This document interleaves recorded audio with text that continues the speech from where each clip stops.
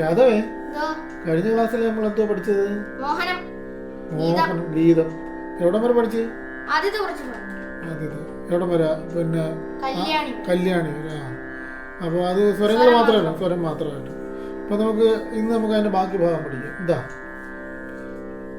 ഗ ഗ ഗ ഗ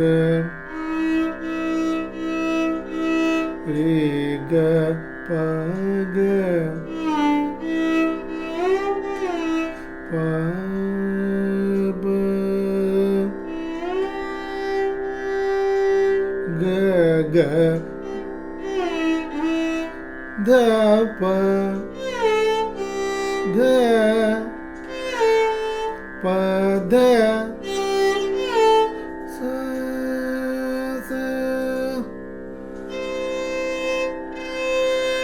ധ ഗ രി രി സ സ ധ സ ധ ധ ധ പ ഗ പ ധ സ ധ പ ഗ ഗ രി സ സ രി ഗ ഗ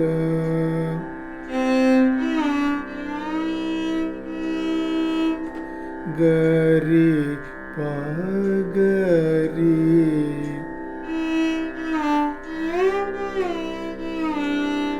സ രി സ ഗ രി സ രി ധ സ സ